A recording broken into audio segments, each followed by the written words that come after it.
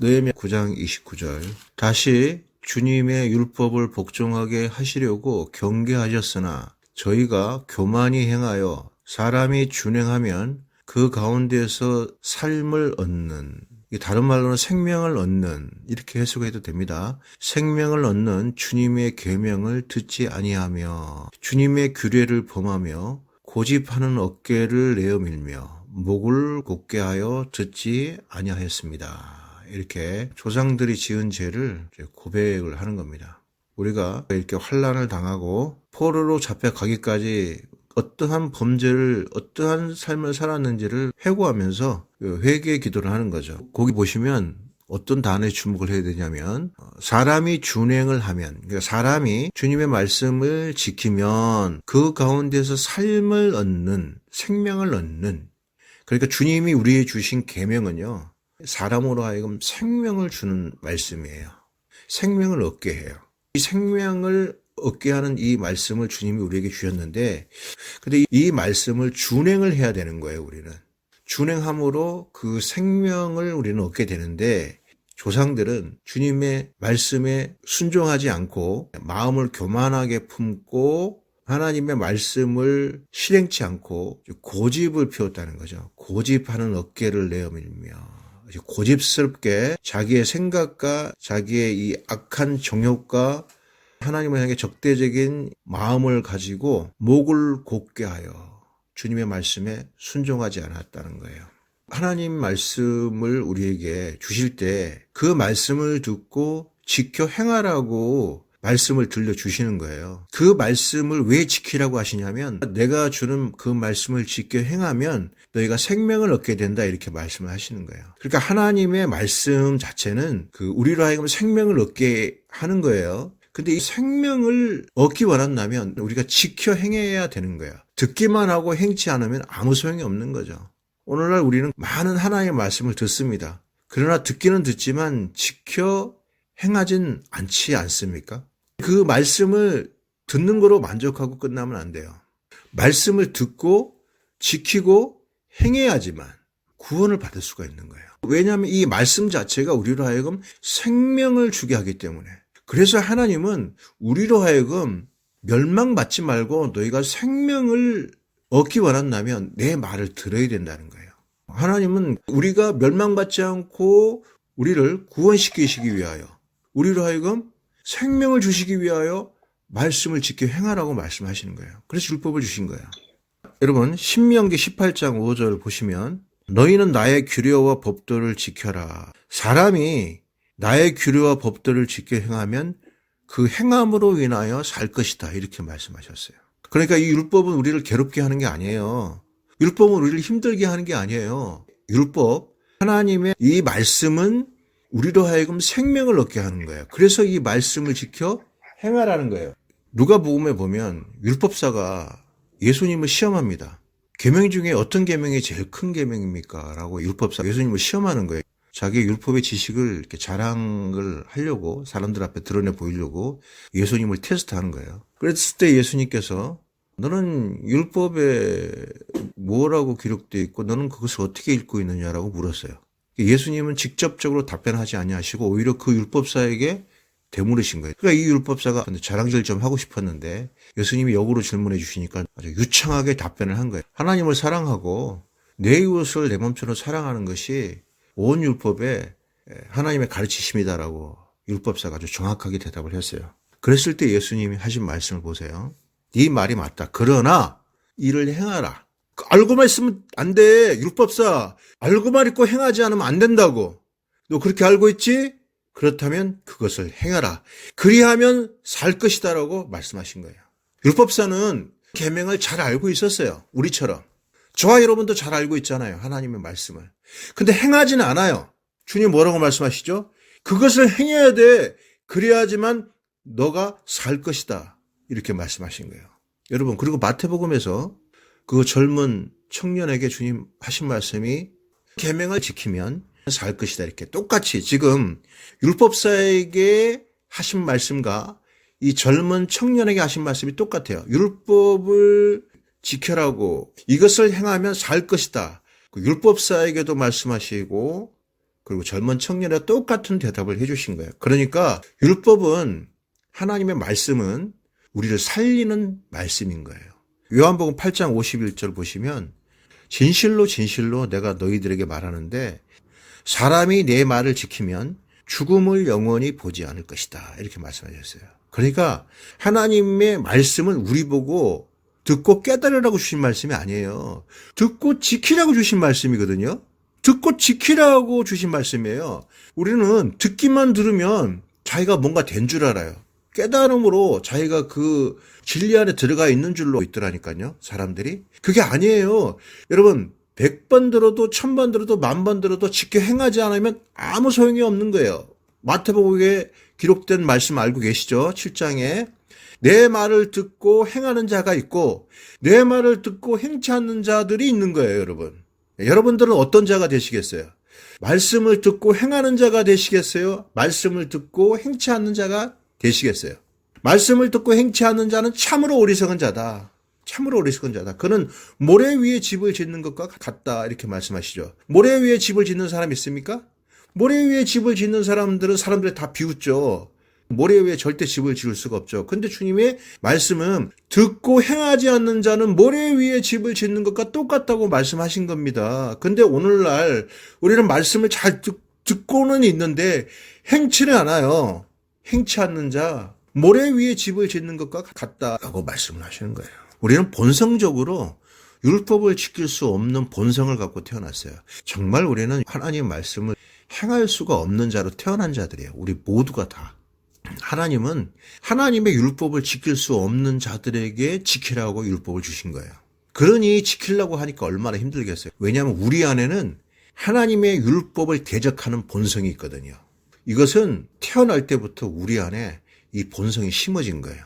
태어날 때부터 하나님을 향해서 적대적이고 하나님께 등을 돌리고 하나님을 향해서 목을 꼿꼿이 하고 고집을 피우고 그 말씀을 거스리고 반대 길로 가려고 하는 그 염소와 같은 본성이 우리 안에 있기 때문에 율법을 지키는 게 힘든 거예요.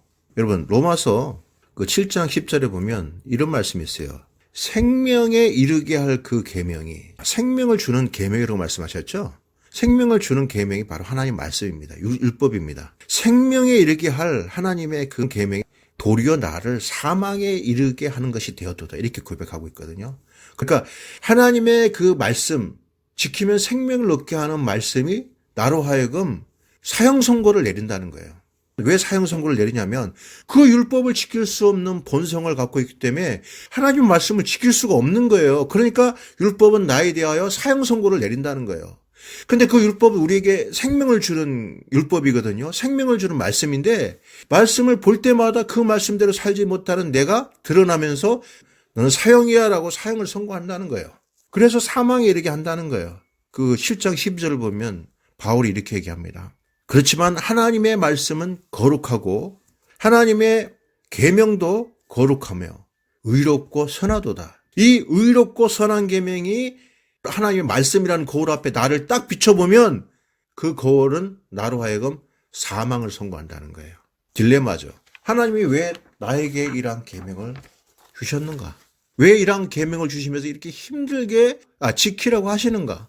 지킬 수 없는 것을 지키라고 하시니 하나님 너무하신 거 아닙니까? 아니에요. 그게 아니에요. 왜 이 율법을 하나님 말씀을 우리에게 주시는지 아세요? 나로 하여금 내가 지금 얼마나 죄성이 가득한 자인지, 얼마나 내가 하나님께 반율법적인 삶을 살아가고 있는 자인지, 얼마나 내가 하나님께 대하여 적대적인 그 사고 체계를 가지고 하나님과 반대되는 방향에서 내가 죄를 짓고 살아가는지를 드러내시기 위하여 하나님 말씀을 우리에게 주시는 거예요. 그 로마서 7장 13절에 이렇게 기록이 되어 있어요. 그 선한 율법이 왜 나에게 사망 선고를 하느냐? 그럼 그 율법이 잘못된 거냐? 그게 아니라는 거죠. 내 죄를 드러내기 위하여 선한 율법이 나로 하여금 사형을 선고했다는, 나로 하여금 죽게 만들었다는 거예요. 그러니까 하나님의 말씀이 나에게 가까이 다가오면 다가올수록 나를 더욱더 죄인으로 나타나게 만든다는 거예요. 죄인으로 드러나게 만든다는 거예요. 성령이 하시는 일이 그거거든요. 성령님께서 오시면 요한복음에서 그가 오시면 죄에 대하여 그 다음에 의에 대하여 심판에 대하여 우리에게 가르쳐 주신다고 말씀하셨죠. 여러분, 성령님께서 하나님 말씀을 통해서 우리에게 하시는 일은 우리가 죄인이라는 사실을 더욱더 깨닫게 하심으로 우리로 하여금 더욱더 의를 행하는 자로 만들어 가시는 것이 바로 성령님의 사역이에요. 근데 사람들은 이 성경을 오해해요. 그래서 율법 폐기론자들은 바울 형제님이 믿음으로 구원을 받는다고 했다. 율법은 다 폐해졌다고 했다. 여러분, 율법의 도덕법이 폐해진 게 아니에요. 의식법이 폐해진 거예요. 의식법. 십계명은 도덕법입니까? 의식법입니까? 십계명은 도덕법이에요. 이 도덕법은요, 영원토록 영원 안에서도 없어지지 않아요. 미래도 변함이 없어요. 이 도덕법은 십계명은 영원토록 우리가 지키고 준수해야 될 법령들이에요. 뭐가 폐해진지 아세요? 의식법이 폐해진 거예요. 제사장은 성소에 들어갈 때 무슨 옷을 입고 양의 피를 몇 번 뿌리고 어떤 고기는 먹고 어떤 거 먹지 말아야 되고 죄인들은 양을 끌고 와서 어떻게 잡아야 되고 이런 규례와 절차, 절기를 지키고 이런 의식법들이 폐해진 거야. 의식법들이. 성전에서 제사 드릴 때 드리는 그 의식 있지 않습니까? 그런 의식법이 다 폐해진 거예요. 다 끝나버린 거예요. 그래서 지금 저 예루살렘에 성전이 있습니까? 없습니까, 여러분? 성전이 없잖아요. 왜 눈에 보이는 성전이 없어진지 아세요? 그 의식법이 폐해졌다는 거예요. 의식법이 폐해진 거예요. 그래서 성전이 없어진 거예요. 지금 나타나고 있지 않는 거예요.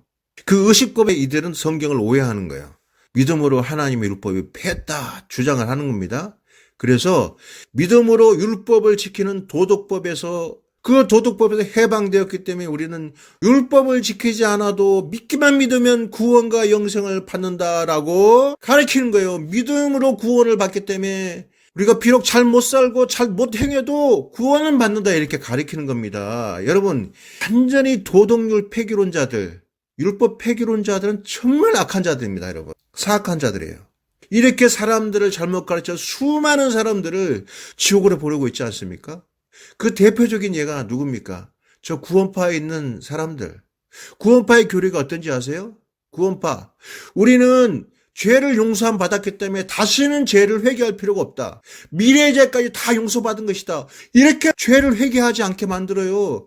그냥 죄를 다 용서함 받았다는 그 믿음만 갖고 있으라고 이렇게 가리키는 이 약한 교사들, 약한 목사들. 죄를 짓지만 죄를 용서함 받았기 때문에 회개할 필요가 없다고 얘기하고 있어요. 구원파는. 죄를 짓지만 죄를 용서함 받았기 때문에 단번 속죄가 이루어졌기 때문에 죄를 회개할 필요가 없다고 가르쳐요. 요한일서 1장 9절은 어떻게 얘기하고 있느냐. 만일 우리가 우리의 죄를 자백하면 죄를 자백하래요. 우리는 하나님 앞에 섰을 때 법적으로 법리적으로 칭의함을 받았을 뿐이에요. 넌 죄가 없다는 칭의함을 받았을 뿐이지 우리 자체가 죄를 안 짓는 사람은 아니라고. 여전히 우리는 죄를 지을 수밖에 없는 그 본성이 우리 안에 남아 있어요. 죄를 짓는 것이 당연한 것은 아니지만은 항상 죄와의 싸움에서 노출되어 있는 거예요. 그러니까 우리가 만일 그렇게 의롭게 살려고 하다가 죄를 짓게 되면 우리의 죄를 자백하기만 하면 주님은 우리의 죄를 사해 주시면서 우리를 깨끗게 해 주신다. 이렇게 얘기하고 있고요.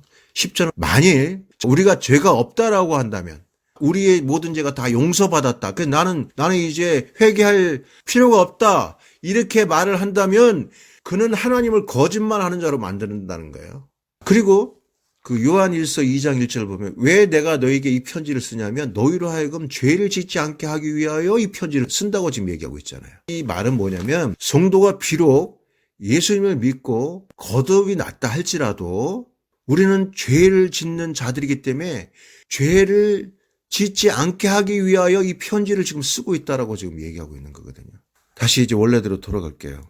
하나님의 율법은 하나님의 초상하다. 여러분, 율법은요 하나님의 얼굴이에요. 하나님을 우리가 어떻게 알 수가 있어요? 율법으로 보면 알 수가 있어요. 하나님이 어떤 분이구나. 그 율법을 통해서 하나님이 어떤 인격을 갖고 계신 분이구나를 알 수 있는 거예요. 그러니까 하나님의 인격에 우리를 비춰볼 때, 하나님의 어떠함에 우리를 비춰볼 때 우리는 다 사형 선고를 받아야 된다는 거예요. 그 율법을 지킬 수 있는 힘이 우리에게 없다는 사실을 알려주시는 거예요. 그 율법을 지킬 수 없기 때문에 우리에게 성령님을 보내주시는 거예요. 여러분, 율법을 지킬 수 없는 자이기 때문에 성령님을 우리에게 보내주시는 거예요. 예수님의 말씀을 지키기가 참 힘들다. 그 말 맞아요. 우리 다 똑같아요. 중요한 건 뭐냐면 하나님이 그렇기 때문에 우리에게 성령님을 보내주셔서 그 성령님으로 말미암아 하나님의 율법을 지키게 하시는 거예요. 그러니까 성령님을 주신 목적은 하나님의 율법을 지키는 자가 되게 하기 위하여 성령님을 주신 거예요. 그런데 성령님이 없는 상태에서 하나님 말씀을 지키려고 하면 너무 어렵고 힘들어. 근데 성령님이 우리 안에 오시면 하나님 말씀 지키는 게 그렇게 어렵지 않아요.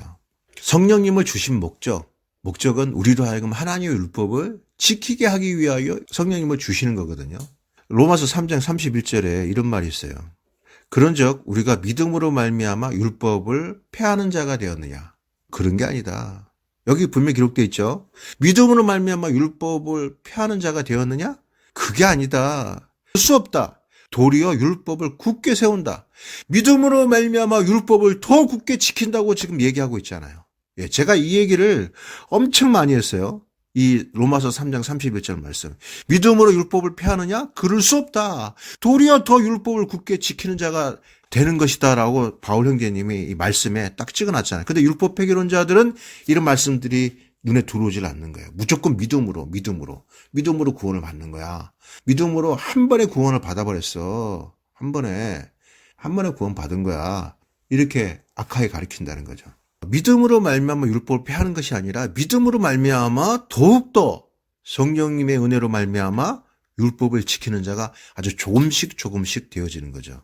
그래서 율법은 폐해진 게 아니에요. 믿음으로 살게 되면 더욱더 율법을 지키는 자가 되는 거예요.